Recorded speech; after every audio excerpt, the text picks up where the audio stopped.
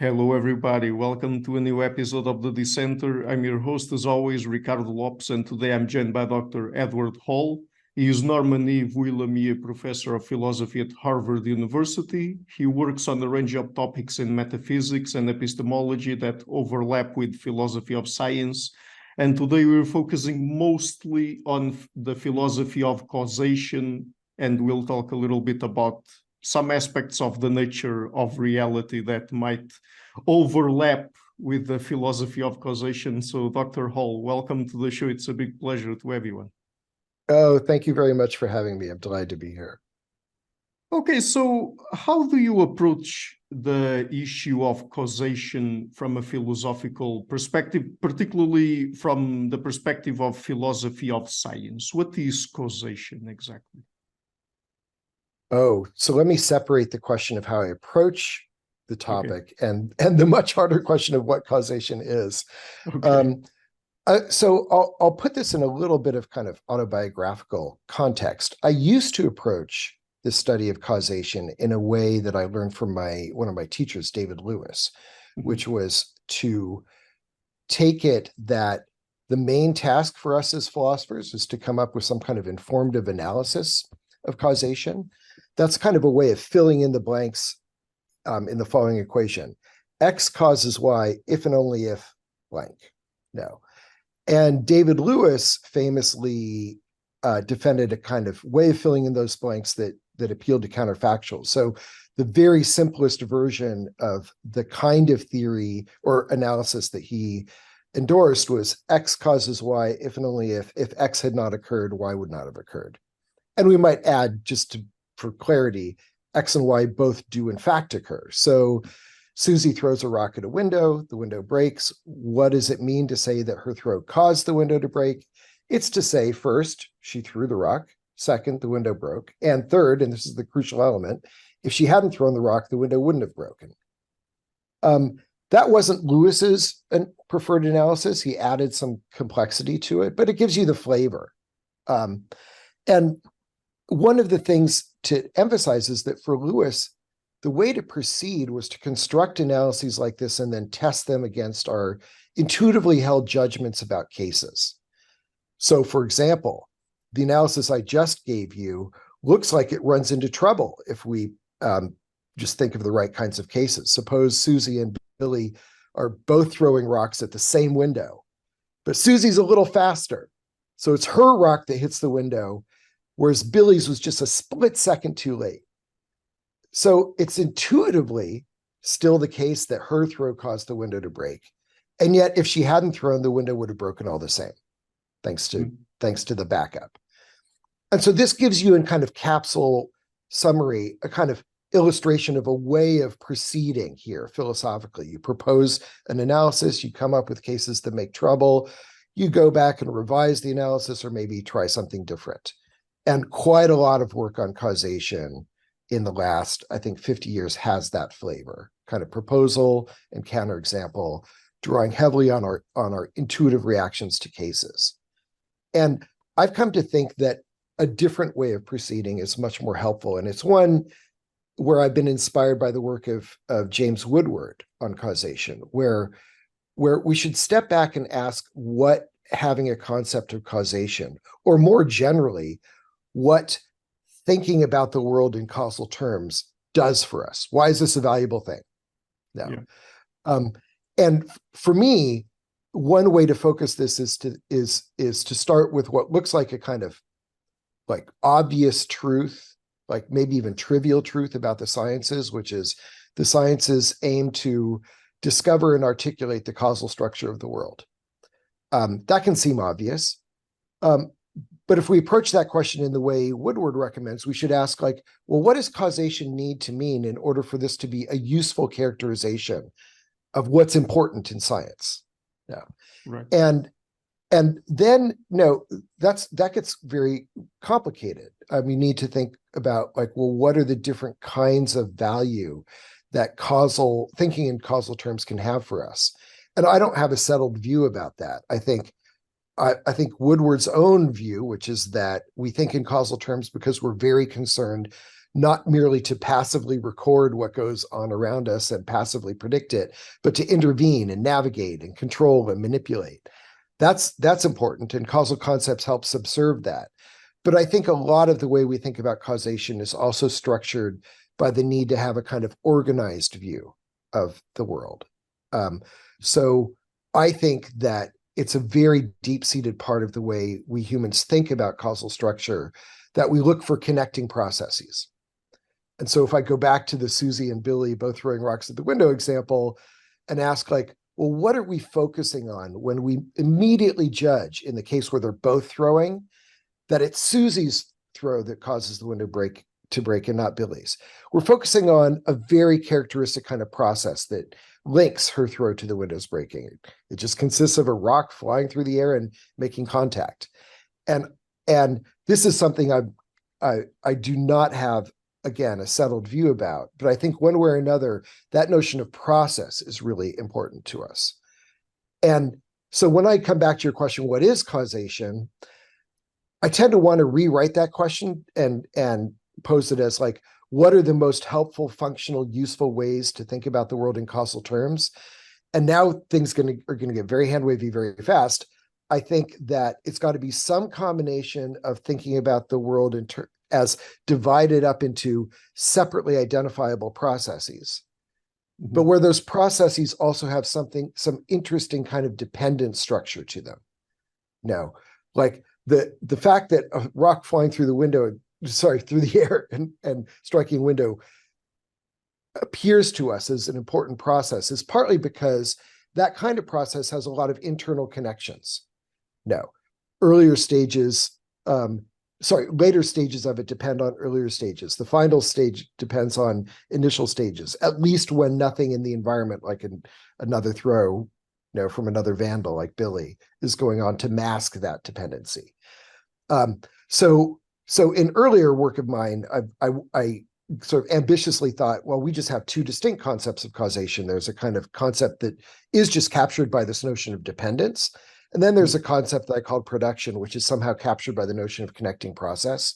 And I now think it's not that simple, that both of these strands in our thinking are very, very important, but how exactly we knit them together is a complicated matter. Sorry, that was a long answer, Ricardo, but hopefully that gives you a sense. No, I understand. This is a very complicated subject. But I mean, here, just to make things clearer, because we're approaching things from the perspective of philosophy of science. Yeah. And I mean, just thinking about science and looking, for example, across the several different disciplines, from physics to chemistry to geology, biology, and the social sciences. I mean, I have perhaps two questions I want to ask you. I mean, is it that what you're trying to do here as a philosopher is trying to understand causality as it works across all different fields, all different areas, and in all different kinds of circumstances? I mean, basically have an overall framework as to how we can determine that something caused another, or a couple of things caused something else, whatever. Or, for example, I'm asking you this because, of course, if we look across the several different scientific disciplines, it seems that the way we determine that something caused another is different. So, for example, if we look at physics, the way we determine that something caused another there, it seems very different, or it seems, I might be wrong, but it seems very different from the way we determine that, I mean, the cause of a particular behavior of a human or another animal in, for example, biology, psychology. I mean, in a very simplistic way, I guess, it would seem that things become more and more complicated as we move through levels of analysis. So again, going back to the question I was trying to ask you, are you trying to come up with a universal framework to determine causation, whatever kind of scientific discipline we're talking about? Or do you think that we should understand causation depending on the object of study or the question we are trying to answer? I think it's a great question. I will say my own ambition, which I recognize is absurd, is to come up with a universal account. It's exactly to do that. Okay. But at the same time, it's obvious that there are differences between the fields in how they, just the methodologies for trying to figure out what causes what. And maybe even for what in some loose sense they mean by causation. Now, I want to say that's a loose sense. I think part of the reason I have this kind of absurd ambition is I don't think it's just some weird linguistic accident that we use the same term so fluently in so many different areas. I mean, it might be. No, it might be that at the end of the day, we should just think that social scientists should use a different word from physicists, and they should use a different word from biologists, and we'd all do a much better job of not confusing each other if we sort of jettison the single word cause. But I don't think that's right. Now, that's just a hunch. It's a working hypothesis. But it may be that in order to fulfill that ambition of having a universal theory, we need an approach that recognizes that there are going to be a number of different parameters to pay attention to. And in some fields, those parameters will have one setting, and in another field, they'll have a different setting. And that will make a comparatively superficial difference to how people talk about causation, even though the underlying structure of thought is very similar. That's, again, a working hypothesis, but I'll give you one example of where I think that plays out. Sometimes in some settings, we work with a fairly clear understanding of normal conditions, and on the one hand, and deviations from those conditions on the other hand. Right. So even in my little prosaic example of Susie throwing a rock at a window, throwing a rock is a deviation from something like normal conditions where she's just like sitting around, or the rock stays idle on the ground. No, a rock being propelled through the air is a deviation from, what we might think of as like the normal conditions for a rock in those circumstances. In physics, it might be even clearer. I mean, the easiest examples from physics will take us back to Newton, so they're a bit dated. But the whole idea of a force is conceptualized as something that's a deviation from a background condition. The kind of default condition for an object is to have no force on it. And by default, we don't mean common. Now, Newton was perfectly aware that most objects, maybe all objects at all times, have forces acting on them. But if you think about how he set up his laws of motion, the first law of motion is an object not acted upon by a force moves with constant velocity.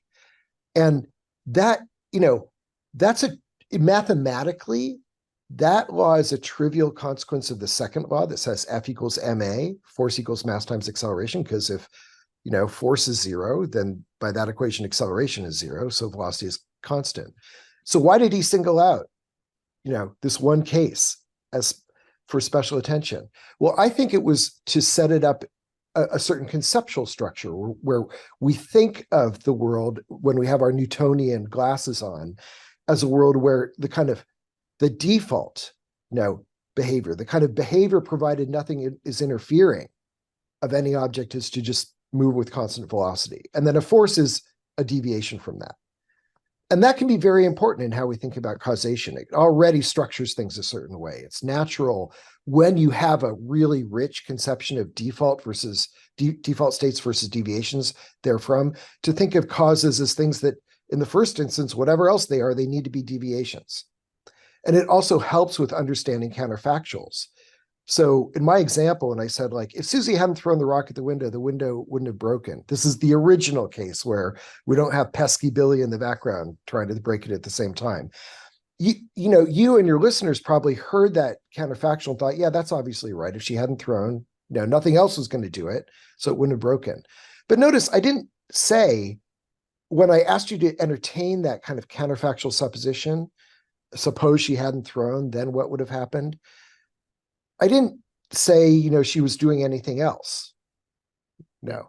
In fact, I didn't specify much about what she's doing in that counterfactual situation, aside from the mere fact that she's not throwing a rock. Right. Well, who knows? Maybe she's running up and kicking the window instead. But you didn't hear it that way. You didn't hear it that way at all. What you probably did is like said, well, some kind of default state replaces the actual deviation where she's throwing. And the default state for the rock in particular would be one where it's still on the ground. No.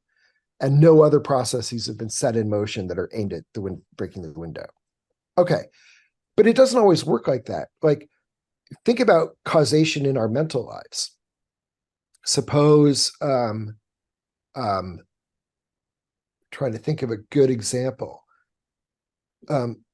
Suppose I'm, trying to decide what to do, and a bunch of thoughts are running through my head, and they lead me to a certain conclusion.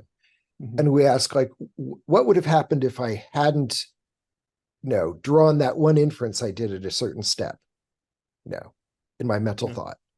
Well, when you play out examples like this, it might be that the first thing that comes to mind is like, who knows? Like, there's no obvious like default status for my mental life, to revert to in the counterfactual situation.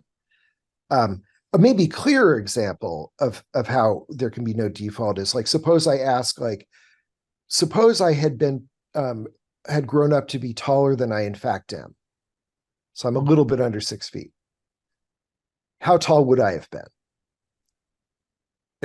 So I'll ask you that, Ricardo. Like, what do you think? Like, how should we answer a question like that?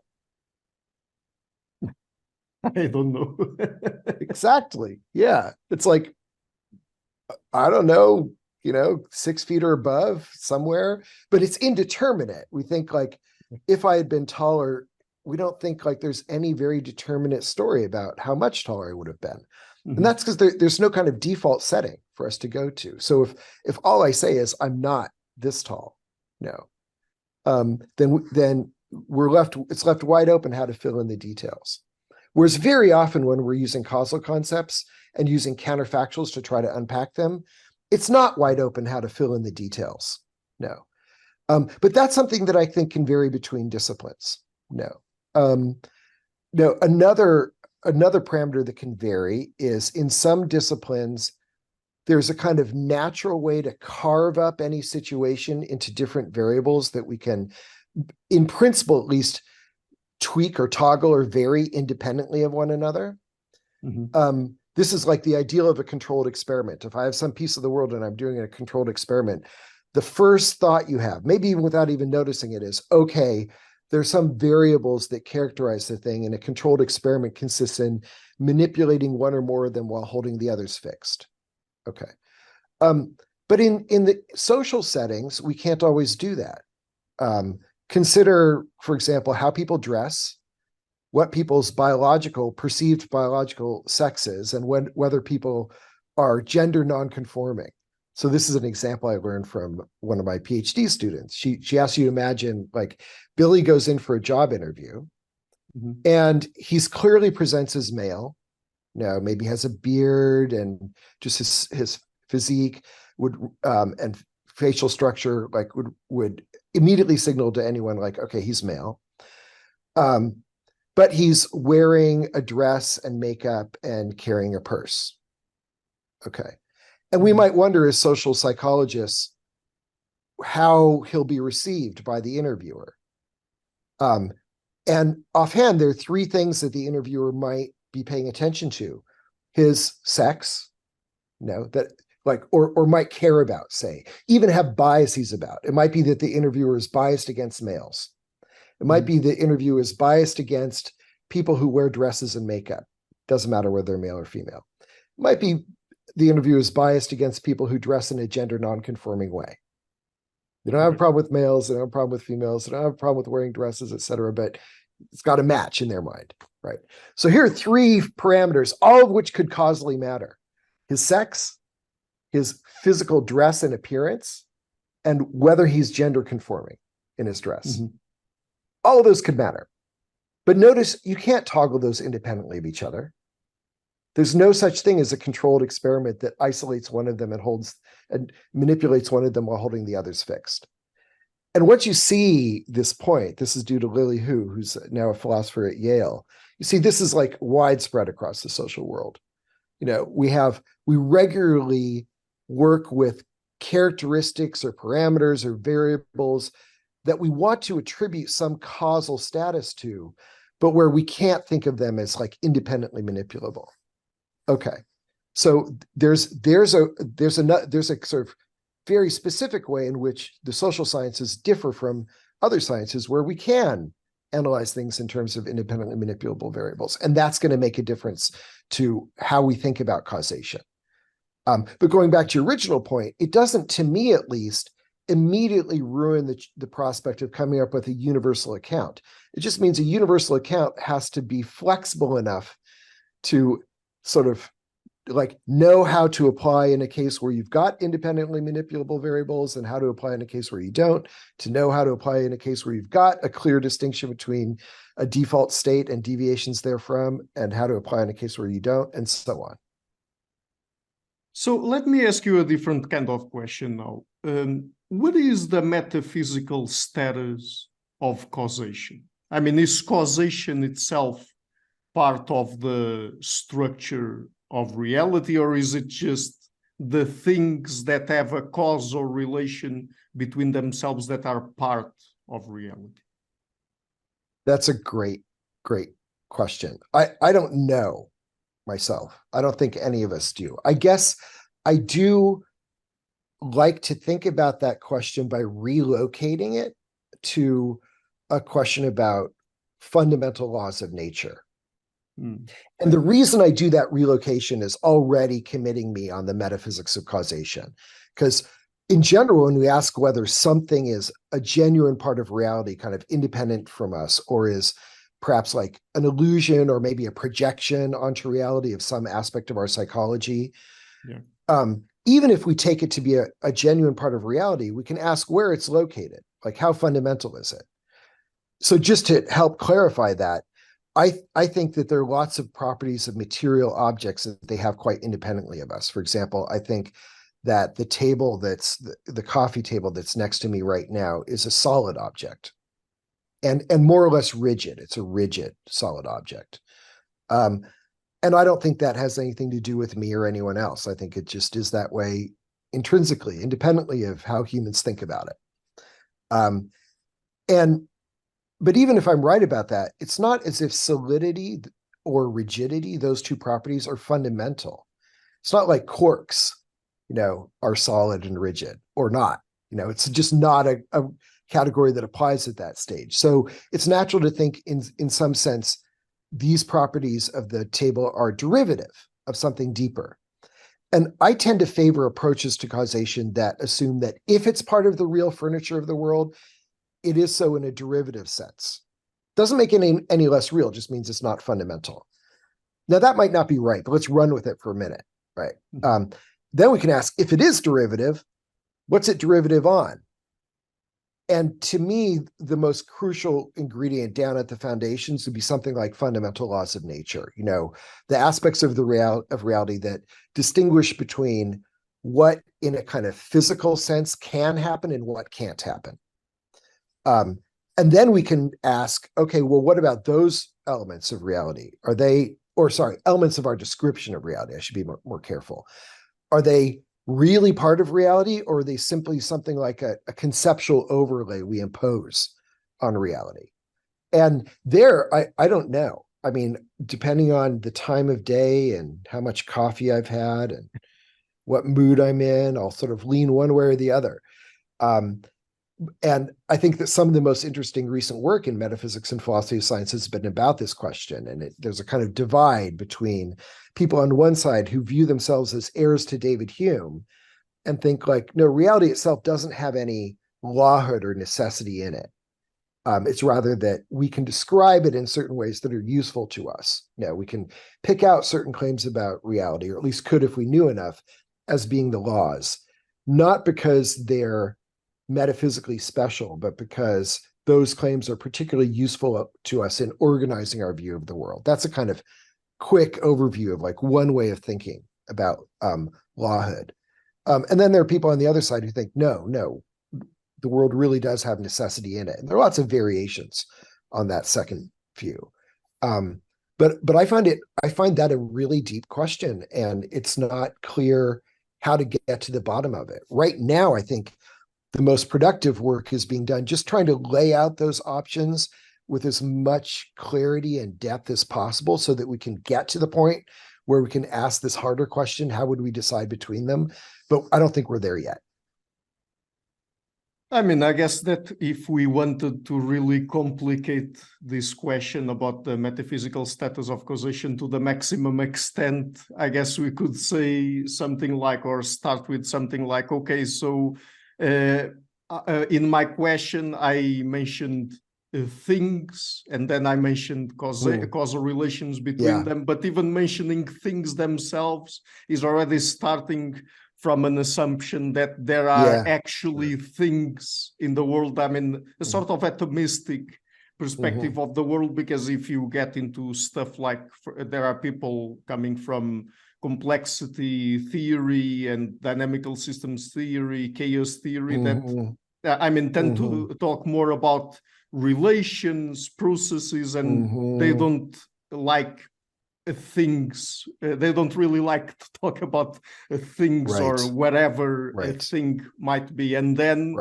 to complicate even further, we might get into stuff like neuroscience and cognitive science and say, and physics as well, and say, but look, even the things you are referring to are not there really, because that's only what you see, what we see through our perception. And so whatever we are referring to, that is also not part of the structure of reality itself, and that's another complication. And then I mean, there are people, I mean, I mentioned the people who prefer things like relations or processes, but then on the other side, people who prefer to talk about things, they might say that, I mean, possibly causation is not even part of the structure of reality itself. It's just how we experience, I mean, events happening or things interacting with one another. It's just more, let's say, an epistemological approach to whatever we experience or something along those terms. But wherever the case, I mean, it doesn't matter if people from complexity theory or some other similar approach or the atomists are right, but if one or the other is right, also the way we understand causation itself, it changes completely, right? And so I guess that what I'm trying to say is that when considering the metaphysical or ontological status of causation, we could get into all of these sorts of complications. Right? Yeah, I think one of the things that attracts me to thinking of causation as derivative is it allows you to be flexible in, you know, like if anytime we take something to be fundamental, the question naturally arises like, well, which category are you putting it in? No. No, it might be weird to say there are things that are fundamental and there are also processes that are fundamental and there are, you know, events that are fundamental, you know, all together. No. But I'm kind of like, I'm hopeful that when it comes to causation, we can be ecumenical and say like, well, for certain purposes, it might be useful to think about some part of the world as carved up into processes, not distinct things, say. But you could still, especially if you take a broadly counterfactual approach, talk about dependence relations between different stages of a process, just as you can talk about like dependence relations between something that a thing is doing at one time and something that some other thing is doing at another time. I do think though, like your comment made me like realize that there's more to say about this reality question when it comes to distinctions between different kinds of causes. Because when we think about the world, it's not just that we think about the world in causal terms, we also have causal taxonomies. No, we think of flammability as a distinct power from solubility, say. Or if I want to do it in terms of processes, we think that, no, when Susie throws a rock at a window and Billy throws a rock at a window, maybe they're throwing at separate windows now, and both windows break, that it's the same kind of process in each case that led to the windows breaking. Whereas, if an airplane goes by and breaks the sound barrier and the sonic boom breaks the window, that's a different kind of process. Yeah. And that seems very important in the sciences too. I remember, way back, I won't tell you how long ago, that's secret. But when I was studying chemistry as an undergraduate, part of what we had to learn when we were learning organic chemistry is distinct reaction mechanisms. That was a basic explanatory notion in the field, the notion of a distinct reaction mechanism.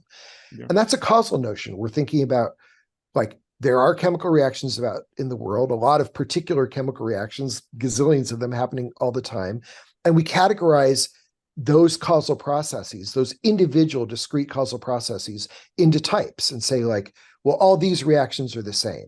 And all these reactions are different but similar in the following way, and so on. And it's really, really important to the advancement of science that we have an effective way of doing that, like a useful, flexible, illuminating taxonomy of causal types. Okay, are those distinctions real? We can ask your question. Or are they somehow imposed by us? No, like, you could put it this way: from a God's eye view, are there any distinctions, like built-in distinctions between causal types, or any such distinctions that are special? No. Yeah. We can draw distinctions all over the place, but when in fact what we do is we draw them in very particular ways. We say, like, no, this reaction is really fundamentally different from this reaction mechanism.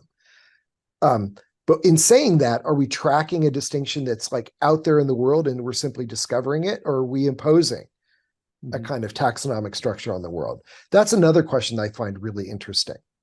And I think this is going to sound wishy-washy. I think this is a theme in my work, but I think somehow there's a combination. Somehow, like, there's a lot of imposition on the world that we do, but the world lends itself to being imposed on by creatures like us in some ways better than others. Yeah, I think that last bit connects to one of the brief things I mentioned in my previous question, when I said that perhaps we should think if something is just part of the way we epistemologically approach the world, or part of reality itself, because and that's a very, I guess, complicated question, because to know what the world is about, the nature of reality, we have to approach it with some epistemological framework in mind.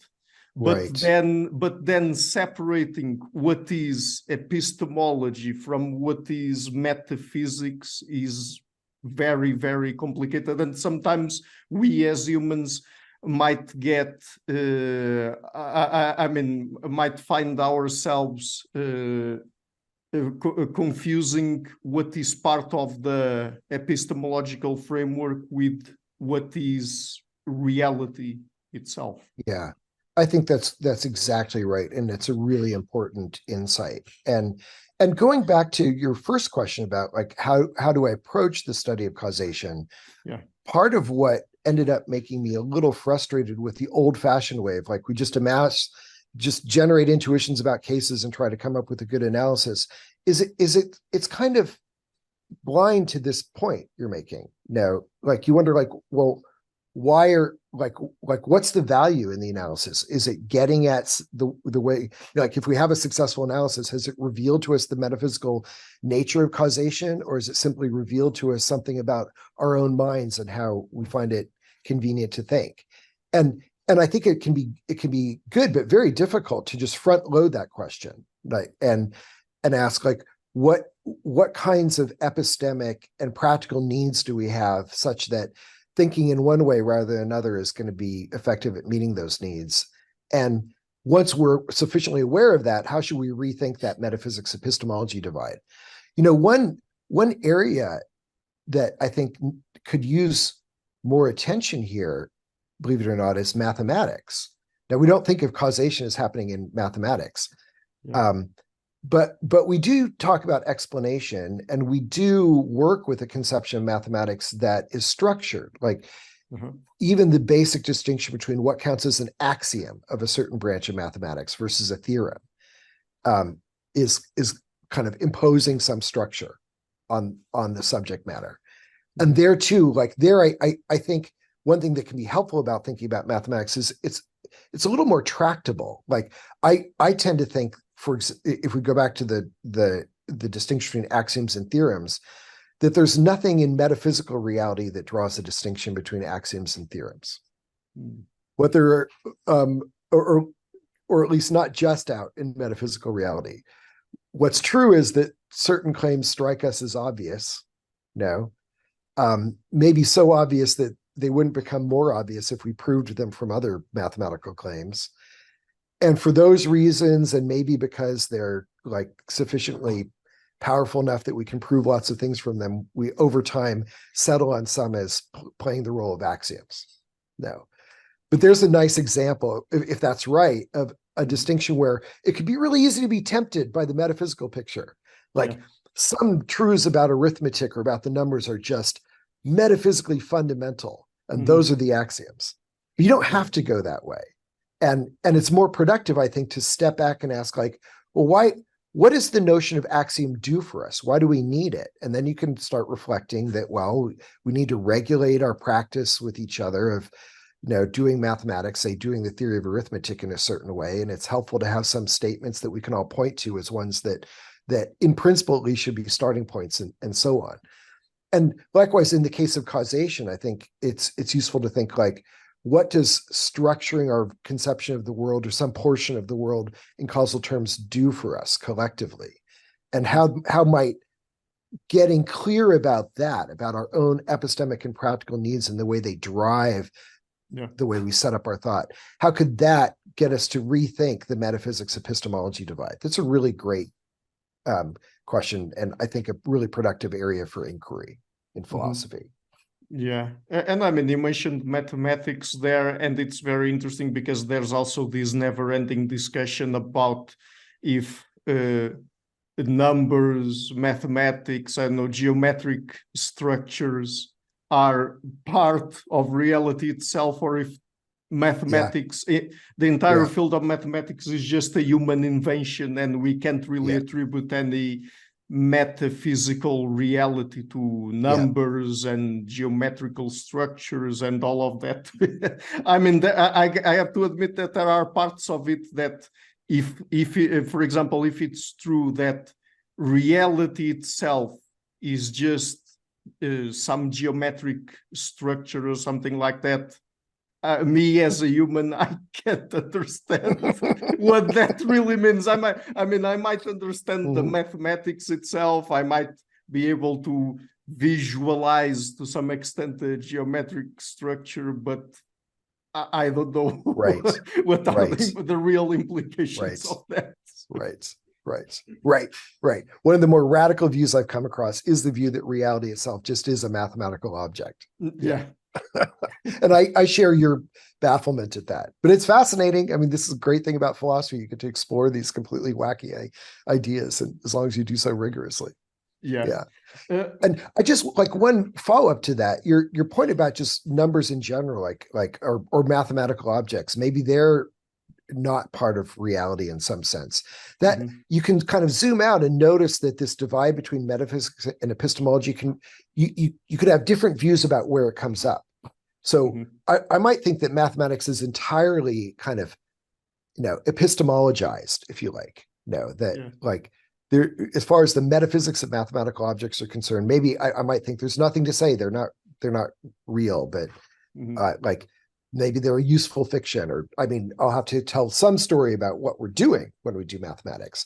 But even if I'm a Platonist about like numbers, suppose I think numbers really exist independently of us and have their mathematical properties independently of us, I still might be, as it were, an epistemologist about the distinction between axioms and theorems concerning the numbers, right? That distinction, just because I'm a realist about one part of mathematics, doesn't mean I'm a realist about everything, every part of mathematical practice.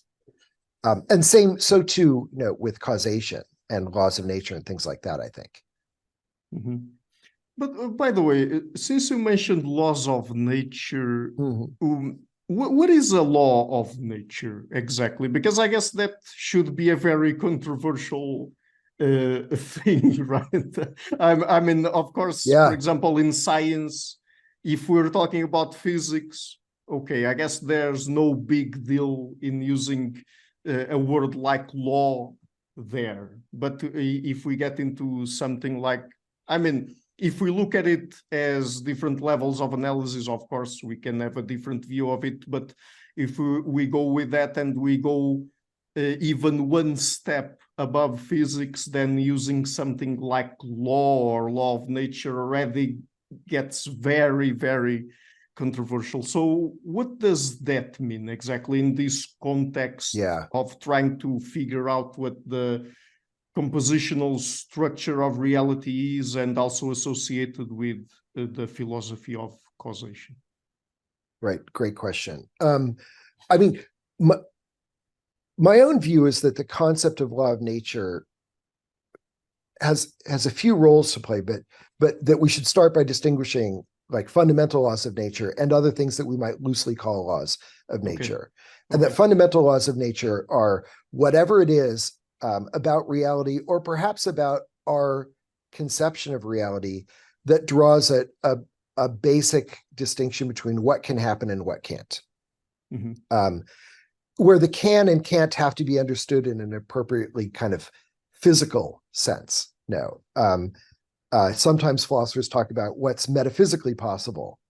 No, and there, no, the imagination runs wild. But when we're talking about what's physically possible, we constrain ourselves. And I think that so understood that the notion is tied to things in our ordinary experience. Now, if I have, like, here's my phone, for example, if I let it go, it's going to fall onto my lap. And it's not just that it's going to, but in some sense it has to, given that there's nothing supporting it. Other kinds of behavior would be impossible. So we recognize this distinction in a kind of inchoate way just all the time in our ordinary life when we think, there are things that could happen and things that couldn't. And fundamentally, maybe I should be careful about overusing the word fundamentally, but at bottom, I think we want a notion of law of nature to draw that kind of distinction. And then the like astonishing ambition of modern physics is to articulate the structure of what's possible in this incredibly mathematically elegant fashion. When that physicists draw attention to when they talk about things like Newton's laws, which they didn't quite work, or Maxwell's equations, or the Schrodinger equation, and so on. But I think that there's a way of there's another way in, and here I'm again inspired by the work of Jim Woodward, to think that there are claims about the world that don't have that status, but that are still really important to us. Jim calls them highly invariant generalizations. So there might be some generalization that's true about the world and would have remained true under a wide range of different circumstances.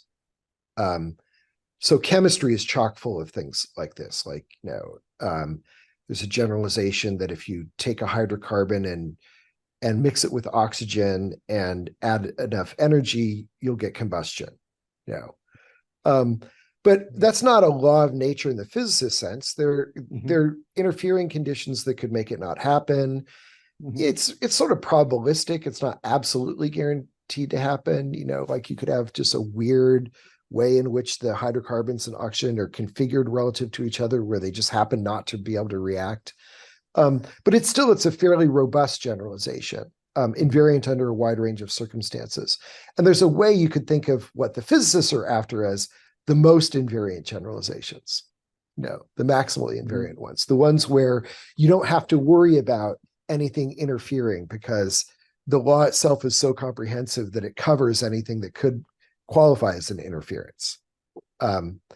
So I tend to think, like in the history of philosophy of science, I think there was an overemphasis on laws of nature as kind of showing up in the same way across different disciplines. You saw this in Carl Hempel's deductive nomological account of explanation, where the notion of law of nature was central there, but he didn't really distinguish between laws as they show up in fundamental physics and quote unquote laws, where I would think with Woodward, i.e. highly invariant generalizations that show up in other disciplines. but if we again, if we go back and ask like, well, what's the core distinction we're after? I think it's really the distinction between what in a physical sense can happen and what can't happen. And then other distinctions, like among things that can happen, there may also be distinction between how likely they are in an objective sense. This is where we start getting into probabilistic laws. Right. So I think that perhaps we have time just for one more question. So let me ask you this then. That is something we haven't got into yet, at least not very much. So is the causal structure of a process intrinsic to it? Oh, right. Yeah. So I used to think that the answer was yes, that was a defining feature of what we meant by a causal process. And now I think, partly from thinking seriously about processes in the social world, that that the answer is no, not in general. So why should we give a no answer? Well, let me think if I can. So suppose the process we're considering is a financial transaction. Mm-hmm. So an exchange of money for goods or services. And right. And we think it's a causal structure. Like it's not just that Susie handed over some paper and then, like took a cup of coffee, like one led to the other. Like there's a genuine process there. Now you could analyze that process at the level of physics. Like there's just like some complicated physical systems. Susie, the barista, the machinery, that generates the coffee, and they're all sort of interacting in a way that begins with her making certain motions and ends with her like making certain motions. But you can also describe that process in a more illuminating way as an economic transaction. And I don't think that's kind of incidental. I think like we are, describing it correctly when we say like she, paying the barista caused the barista to give her some coffee. Okay. But now if we just step back and ask like, well, what makes something count as paying? No. Yeah. Well, it has to be a transfer of money. What makes something count as money? Well, it's not what's intrinsic there. No. Like, in fact, what makes something count as money is complicated. It has something to do with a whole network of common expectations about how certain, bits of paper or coin or data in a bank somewhere is to be used. But at any rate, what makes that causal process count as a financial transaction is not intrinsic to it. And yet I think it's being a financial transaction is part of its like that's essential to its causal structure. So really simple thought, which is like if I have a causal process and I simply duplicate it perfectly intrinsically somewhere else, then it'll still be an instance of the same causal process. That can't be right, I don't think. But that said, I think it is part of the way we think about causal processes that over a wide range of circumstances, duplicates of them will share their causal characteristics. So in a normal economy, another transaction that looked like a bit of behavior that looked just like that between Susie and the barista would still count as a financial transaction, even though if we like plucked it out and, I don't know, had a perfect duplicate of this process happening out in space, with nothing around, it wouldn't be a financial transaction there. It would be like two very perplexed, short-lived beings, doing some motions, that's okay, as long as like in a relevant set of circumstances, duplicating the process duplicates its causal structure too. And that I think is the crucial idea. And if we go back to the idea that thinking about the world in causal terms is highly functional for us, well, it kind of makes sense that we'd want a way of thinking about processes, causally structured processes, that allows us to acquaint ourselves with them in some circumstances, and having so acquainted ourselves with them, then port those processes, that kind of processing, over into other circumstances and still think about it in the same causal way. And that doesn't require something as strong as like a bold, like intrinsicness thesis, which is what I used to think. But it requires a kind of softer, variant on that, I think. And I so guess causal structure is almost intrinsic. Yeah, and I guess that, and this is not a comment on exactly the question I asked before, but the example you gave of the financial transaction, buying a cup of coffee, for example, I guess that it's a very good illustrative example of the idea that in this particular case, understanding what causes, for example, that particular behavior in that context. I mean, of course, perhaps it would be a way, I don't know how to describe it just in purely physical terms, but I mean, at least from the point of view of a human, and I mean, that's the point of view we have to work with, not adding the psychological and the cultural context to it is not as informative. I mean, we need to add that context for it to be more informative than just trying to describe things in terms of, I don't know, atoms or Right. molecules or something like that. Right. Right. That seems right to me. And you could generalize that and say there's obviously some deep value for us as humans to having multiple ways to describe different, well, I should say one in the same part of reality we're looking at. No. And here there's controversy here, like as you know, like you could get yourself into a frame of mind where you think like, well, the only thing that's real is physics, and everything else is a kind of projection of human epistemic interests onto the world. Yeah, or the only thing that's real is geometric structures. Yes, that's right. Yeah. Even better. And I think it's hard to sort out, whether that could be right. I mean, one thing that's puzzling about that is if you remove too much from your conception of reality, do you still have the human element that's supposed to explain why you were misled into thinking that the other stuff was there in the first place? No. Like if I really strictly say the only thing that's real is what physics talks about. Well, physics doesn't talk about humans and their epistemological and practical needs. So those aren't real. So what kind of explanation is it to say, like, we only think that chemistry is real because of our human practical and epistemic needs, or sociology or whatever? Yeah, I tend to like start feeling vertigo when I encounter questions like that and think like, well, let's go back and just like slow down and probe, like, again, what does it do for us to have multiple levels at which we can describe, or multiple time and length scales at which we can describe a phenomena? There's some kind of illumination or insight we get. Mm-hmm. And I should say, this is maybe a good place to for the conversation to lead. Mm-hmm. Behind all this interest in causation and laws of nature and related concepts, I think, is an interest in explanation. That is the kind of thing we're after when we say we don't merely want a catalog of facts about the world, but we want insight and understanding. And we think learning about what causes what gives us that. We think learning about laws of nature gives us that.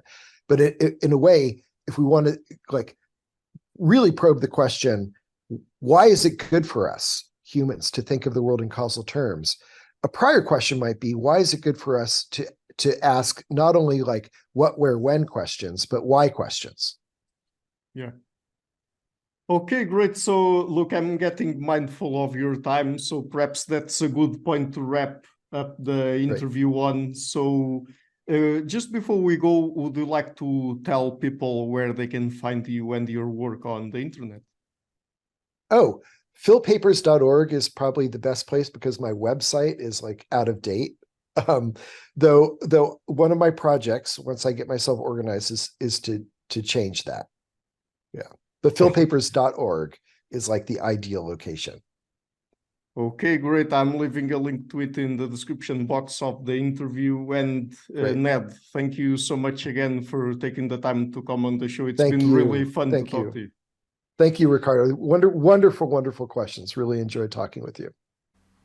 Hi guys, thank you for watching this interview until the end. If you like what I'm doing, please do not forget to share, like, subscribe, comment, and to keep the channel sustainable, please consider supporting it on Patreon or PayPal. You can find the links in the description box of the interview. This show is brought to you by Enlights Learning and Development Done Differently. Check their website at enlights.com. I would also like to give a huge thank you to my main patrons and PayPal supporters: Perga Larson, Jerry Mueller, Hans Frederick Sunda, Bernardo Seixas, Olaf, Alex, Adam Kessel, Matthew Wintingberg, Arno Wolf, Tim Hollis, Eric Alenia, John Connors, Philip Force Connolly, Dan Demetrio, Robert Windegar, Rui Inácio, Zup, Marco Neves, Colin Holbrook, Simon Columbus, Phil Kavanagh, Michael Stormer, Samuel Andreev, Francis Ford, Tiago Nunes, Fergal Cusson, Hala Herzog, Nuno Machado, Jonathan Librant, João Linhares, Stanton T, Samuel Correia, Eric Hines, Mark Smith, João Oeira, Tom Hummel, Sardus France, David Sloan Wilson, Yacila Dez Araújo, Romain Roach, Diego Landonho Correia, Yannick Punter, Adana Rusmani, Charlotte Bliss, Nicole Barbaro, Adam Hunt, Pavel Ostaszewski, Nelek Bach, Guy Madison, Gary G. Elman, Sam Afzal, Adrian Yeager, Paulo Tolentino, João Barbosa, Julian Price, Edward Hall, Edin Bronner, Douglas Fry, Franca Bortolotti, Gabriel Pons Cortez, Ursula Litska, Scott, Zachary Fish, Tim Duffy, Sonny Smith, John Wiseman, Daniel Friedman, William Buckner, Paul George Arnaud, Luke Lowacki, Georgios Theophanes, Corizio Williamson, Peter Wallazin, David Williams, Diogo Costa, Anton Erickson, Charles Morey, Alex Shaw, Amari Martinez, Coralie Chevalier, Bangalore Atheists, Larry D. Lee Jr., Old Errington, Sterry, Michael Bailey, Dan Sperber, Robert Grassi, Igor N., Jeff McMahon, Jake Zool, Barnabas Radix, Mark Campbell, Thomas Dobner, Luke Neeson, Chris Story, Kimberly Johnson, Benjamin Galbert, Jessica Nowicki, Linda Brandon, Nicholas Carlson, Ismael Benzliman, George Coriatis, Valentin Steinman, Per Crowleys, Kate Von Goller, Alexander Hubbard, Liam Dunaway, B.R., Masood Ali Mohammadi, Perpendicular, and Jonas Hertner. A special thanks to my producers, Isar Webjim, Frank Lucas Tafinia, Tom Vanagdam, Bernard Hugni, Curtis Dixon, Benedict Mueller, Thomas Trumbull, Catherine and Patrick Tobin, Giancarlo Montenegro, Alnick Ortiz, and Nick Golden, and to my executive producers, Matthew Lavender, Sergio Codrian, and Bogdan Kanivets. Thank you for all.